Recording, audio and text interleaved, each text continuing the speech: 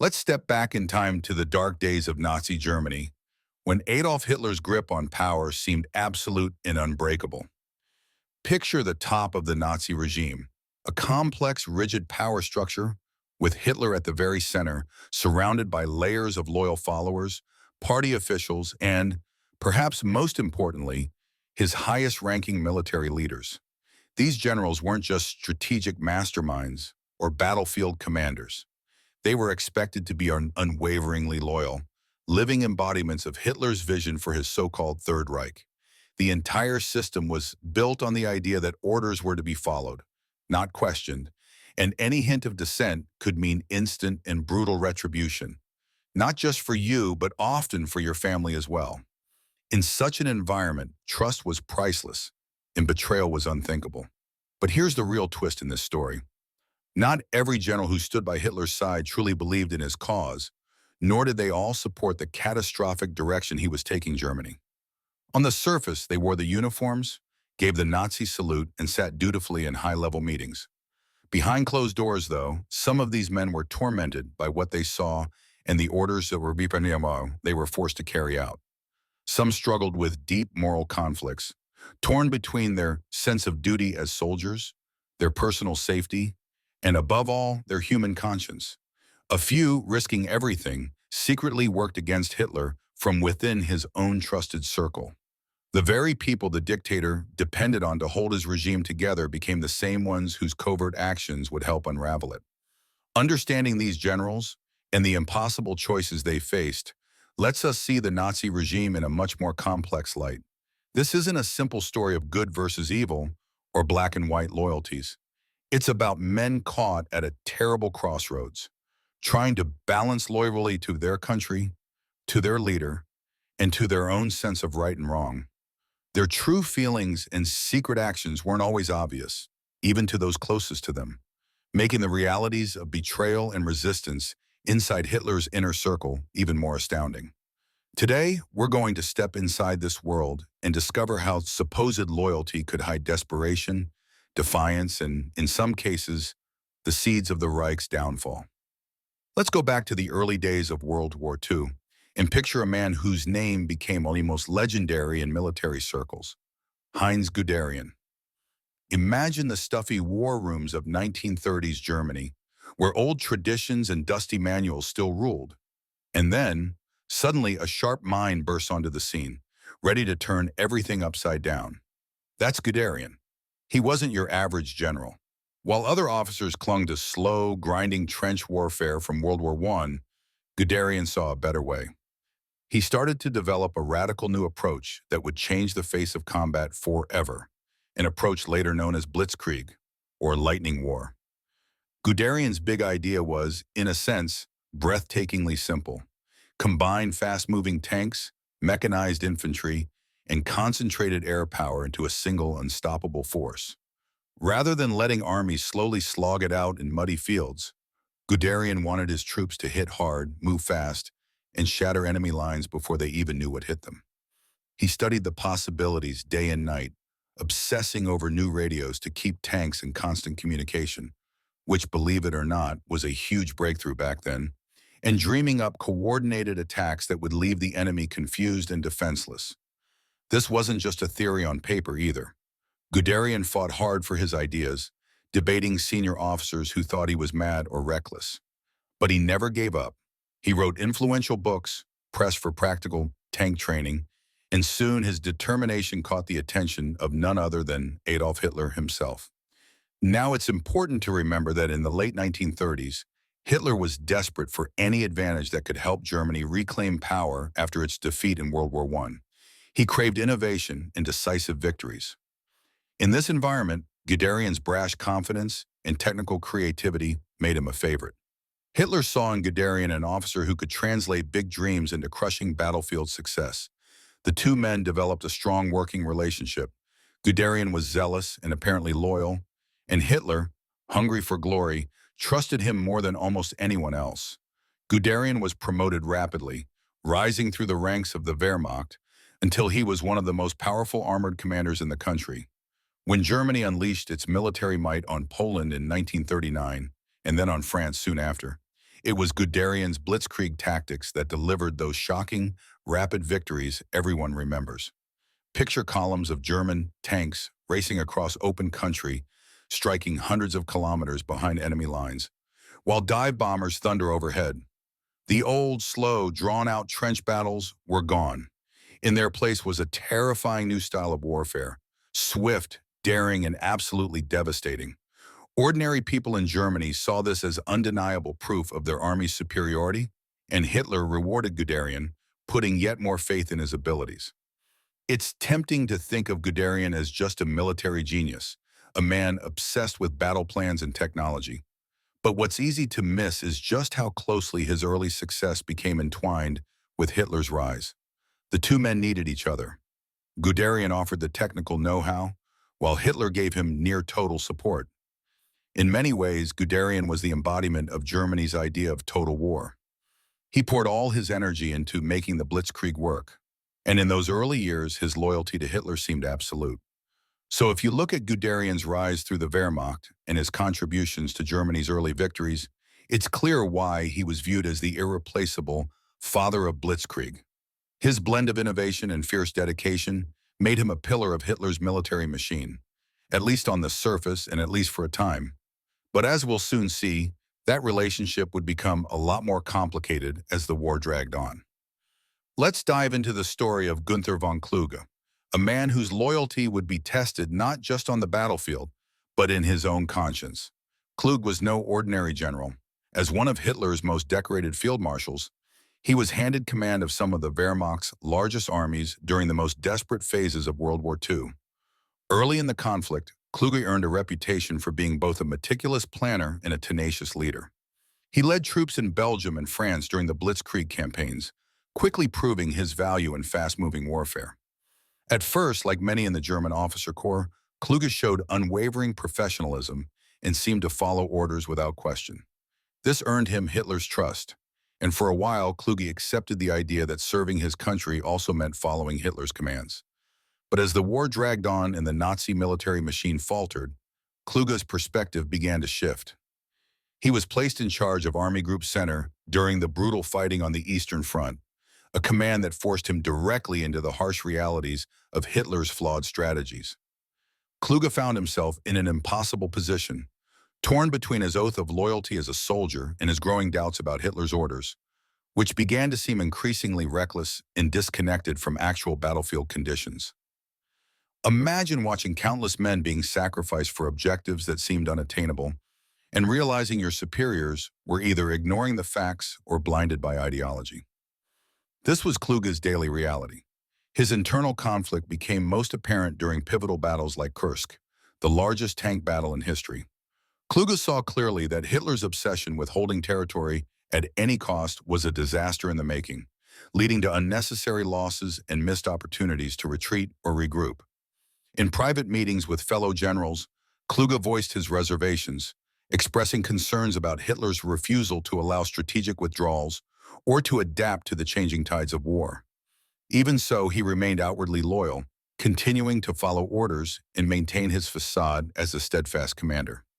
He was a man pulled in two directions, committed to his troops and to Germany's well-being, but also bound by a code of obedience that made outright rebellion extremely difficult. By the time he was transferred to command German forces in France after the D-Day landings in 1944, Kluge's disillusionment with Hitler and the regime's chances had only deepened. He faced the daunting task of defending Normandy against overwhelming Allied pressure while grappling with Hitler's insistence that there could be no retreat. Kluge knew these were impossible orders, and again he voiced his doubts in private, pleading for more flexibility and for the chance to negotiate a more realistic defensive strategy. Some historians even suggest that Kluge's growing frustration nudged him closer to members of the military resistance, planting seeds of doubt that would later blossom into small acts of defiance. In the end, Kluge wasn't the kind of general who plotted in smoky back rooms or led charges against the regime, but his story shows just how complex the world inside Hitler's inner circle really was. Kluge was a man of duty, but also a man of conscience, forced to navigate the treacherous gap between what he was ordered to do and what he believed was right. His legacy is one of internal struggle, a reluctant commander who, in his own quiet way, undermined Hitler's grip by questioning, doubting, and ultimately refusing to surrender all of himself to the madness. Now let's step into the world of Erich Feldgiebel, a name you've probably never heard, but a man whose quiet courage almost changed the fate of history. Imagine having access to every message, every secret order, and every whispered command between the highest Nazi officials. That was Feldgiebel's reality. As the head of communications for the German army, he was the ultimate insider, controlling the flow of information to and from Hitler's command. On the outside, he was the picture of loyalty, a trusted general, impeccably disciplined, with direct access to Hitler himself. But beneath this carefully maintained facade, Feldgiebel was risking everything to fight a battle few ever knew about. Feldgiebel's position was unique and dangerous. Running the sprawling web of German military communications meant he knew more than almost any other officer. He was the gatekeeper for the Reich's secrets. But as the war dragged on and the true horrors of Nazi rule became impossible to ignore, Feldgiebel began searching for ways to resist from within. Unlike the stereotypical image of a resistance fighter, he didn't carry a weapon or plan marches in the streets. Instead, his actions were subtle, calculated, and incredibly risky. He quietly connected like-minded officers, passing coded messages between members of the military resistance, using his knowledge of signals and communications to disguise their true intentions from prying eyes. If the Nazis so much as suspected an act of disloyalty, the penalty was swift and brutal, often torture, execution, or the suffering of one's entire family. What made Feldgiebel's contribution so crucial was his ability to gather and share vital intelligence. He knew about impending troop movements, secret operations, and shifts in Hitler's mood, all of which could either help or doom the growing resistance. When leaders like Klaus von Stauffenberg plotted to assassinate Hitler, they needed eyes and ears in the nerve center of military communications. Feldgiebel became that silent guardian, carefully manipulating lines, intercepting orders, and making sure that conspirators outside Berlin could coordinate without raising suspicion. But imagine the tension. Every message sent or received, every cryptic note or delayed transmission was a potential trap. If even one suspicious signal was detected, one call overheard, the entire network, and the hope it represented, could collapse in an instant. The stakes could not have been higher. By joining the conspiracy, Feldgiebel placed not just his career, but his life, in the safety of his loved ones, on the line. For years, he walked a razor's edge, knowing that a single misstep could bring the Gestapo to his door. Yet he pressed forward, helping to orchestrate key moments in the resistance, including playing a crucial role in the infamous July 20th plot to assassinate Hitler. On that fateful day, when the bomb was set to explode in Hitler's military headquarters, it was Feldgiebel who was responsible for cutting key communication lines, hoping to give the plotters valuable time to seize power. Unfortunately, things did not go as planned, but Feldgiebel's actions spoke volumes about his courage. He didn't run or back down even when the odds seemed hopeless. Ultimately, Feldgiebel's dual role as Hitler's trusted communication chief and secret resistor highlights a profound inner conflict, the tension between duty and conscience. He could have chosen safety and comfort, simply following orders as so many others did. Instead, he used his unique skills and position to fight back in the only way he could. It's a remarkable testament to the power of individual agency, even in the most oppressive circumstances, and a powerful reminder that acts of resistance aren't always loud or visible. Sometimes it's the quietest voices behind the scenes, like Feldgiebel's, that dare to make the greatest difference. Let's turn the spotlight now to Wilhelm Keitel, a man whose name, even today, is often synonymous with blind obedience.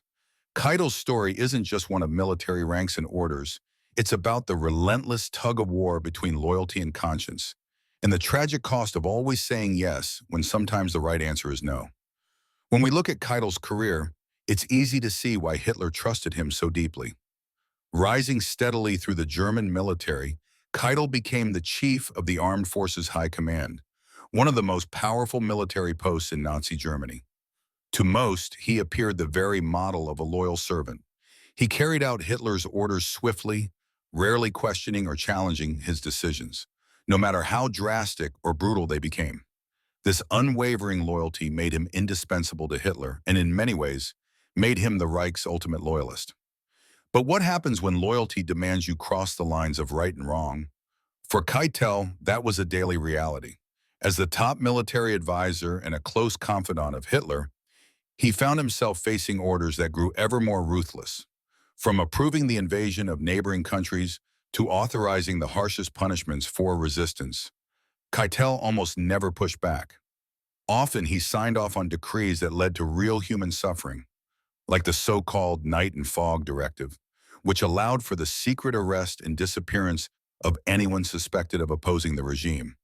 Though he was well aware of the moral darkness behind these commands, Keitel convinced himself that absolute loyalty was his first duty. The deeper we look, the clearer it becomes that Keitel's loyalty trapped him in a downward spiral.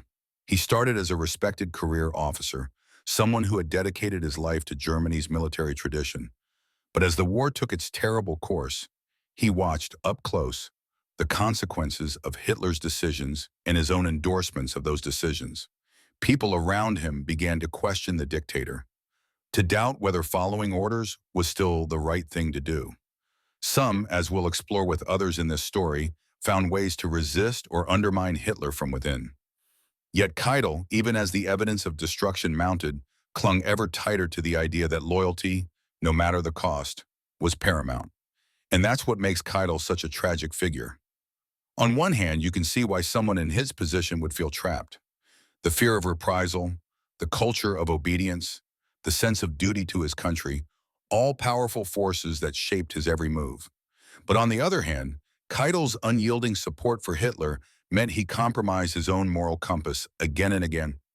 And again, by choosing to obey rather than to question, he became complicit in the crimes of the regime.